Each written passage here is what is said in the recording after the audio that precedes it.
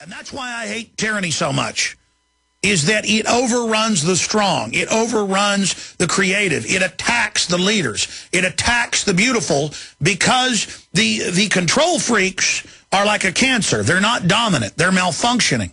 They don't hold beauty in high esteem. They don't honor it. Their spirit, their soul, their intellect does not commune with all that is good. They see beauty as ugly.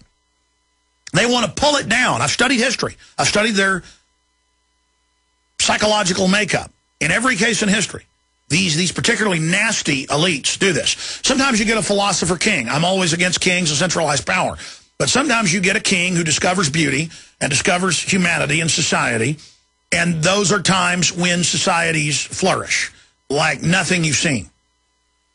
But it's very rare, and that person always falls because the levers are seen by the tyrants and the control freaks under them, those that simply seek power for power's sake, who want to press blindly on the nerve of power. They will overthrow anything centralized. And so a philosopher king, the wise king, and it's happened many times in history, is still extremely rare. And it's transient. It's like lightning in a jar. It flashes and is gone. Only a generally educated and informed populace in science, mathematics, beauty, literature, music, history, the love and desire to build and to honor creativity and honorableness, that will build a system that will take us to the stars and beyond. And beyond. The subatomic. All of it. We're already unlocking the secrets of the universe. We've only begun to learn. We've only begun to even imagine the incredible power that our species is capable of. The globalists, at least 30 years advanced, are still mere children, despite the fact that they have even more advanced secrets.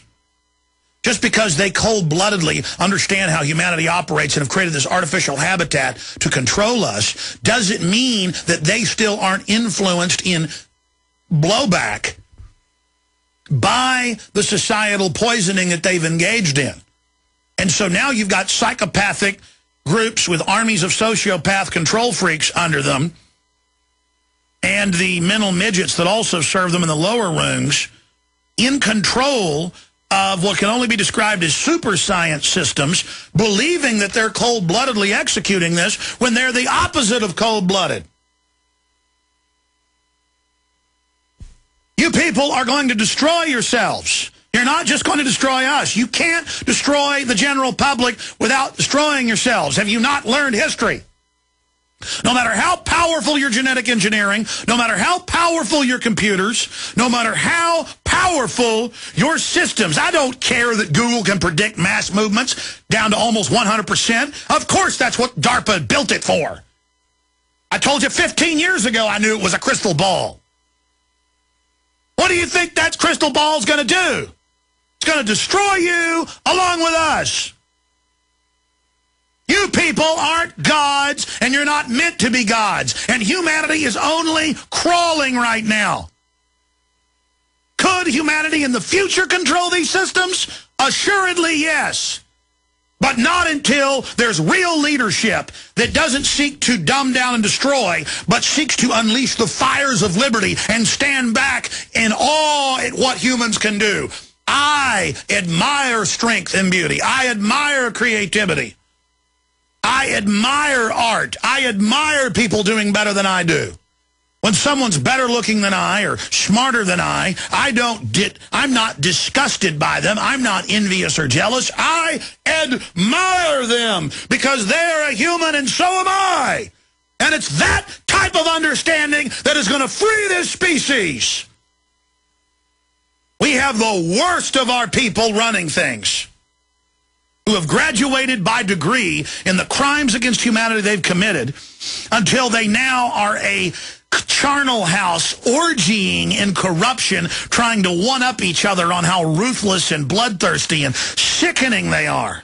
The art houses in New York and Berlin and Paris, for decades, the most popular, highest-selling art is the most vile, ugly things you can imagine. And the elite battle with each other to own the most sickening, disgusting, frivolous art they can, because it's part of a sick debasing. It's part of tithing to evil, tithing to ugliness. They're not stupid to pay $55 million for a skull with upside-down crosses painted on it, encrusted with diamonds. They're doing it to worship the dark energy they've given themselves over to. And it is your inability out there to uncloak these people. And all you got to do is open your eyes. They're not cloaked. All you got to do is put the sunglasses on, the spiritual, psychological, survival instinct glasses, and go with your gut, go with your intuition, go with history, with common sense, and you will suddenly see them for what they are. And it is disgusting and pathetic. When I look at Rick Perry, I don't see someone powerful and strong. I see a crone, a wraith, a stilted, jilted, owned, twisted, empty vessel for dust. I see the same thing with Obama, a prancing, teleprompter-reading joke. I can see them. What do they say in They Live? I got one that can see. It's so easy to see. But you've got to be ready to face what you see once you open your mind's eye. You have to be ready. All I'm offering is the truth, nothing more. You take the blue pill, and you go back to where you were. And all of this is forgotten, and it's just a dream. You take the red pill, and we go down the rabbit hole. But as you reach for the red pill, remember, all I'm offering is the truth, nothing more. We have let evil run rampant and take over every facet of society. We have taught ourselves that corruption and ugliness is sexy and powerful and cool because it's aberrant. We have sold ourselves on bondage, that it's trendy to go with the flow.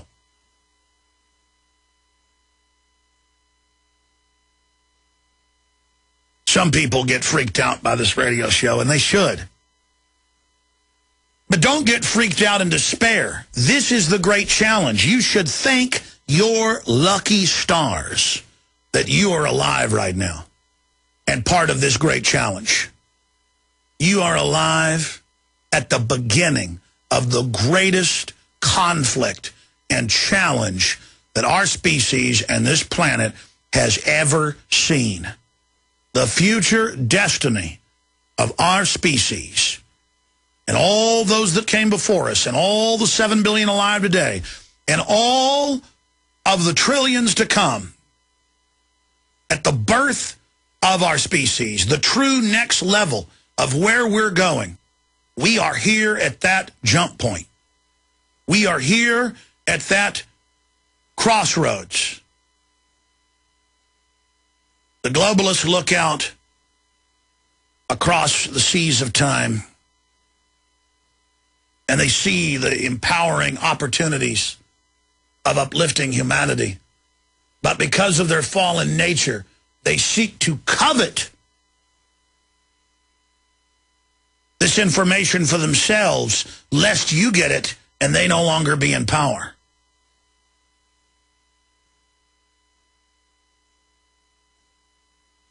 But they will never be able to attain those heights that they can see if they do not repent and change their ways. They will not go forward. They are barred. They are blocked. They are damned by their own decisions. They will not go forward into the future. The pit that the technocrats have dug for humanity is a pit that they are at the bottom of. Only by turning with knowledge and love and honor and goodness does this species have any hope of obtaining the unattainable, and that is survival. Following the course of the controllers leads us to certain doom. Doom is more than a word. Doom is so much more. Doom is complete.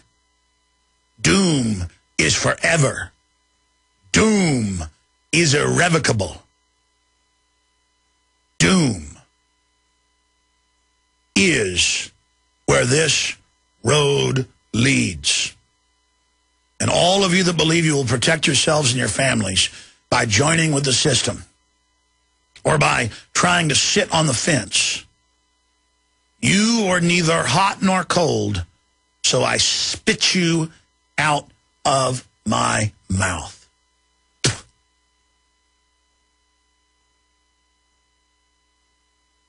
Do you want to be spit out of the universe's mouth?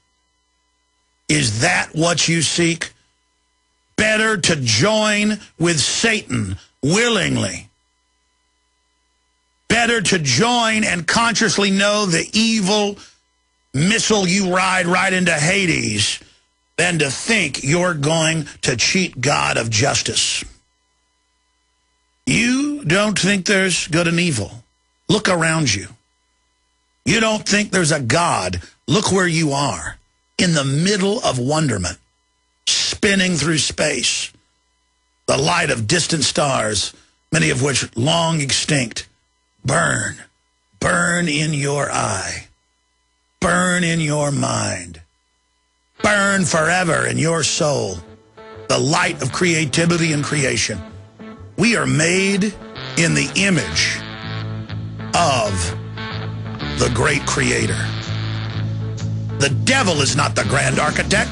The devil takes God's name and is a counterfeit. We're going to return with the tipping point, then all the news and your phone calls. I'm done preaching. Stay with us. Visit Infowars.com and PrisonPlanet.com. When you're on the sites, you can also tune in 24 hours a day to my daily radio broadcast. There's also a free iPhone app to listen to the syndicated radio show when and where you want.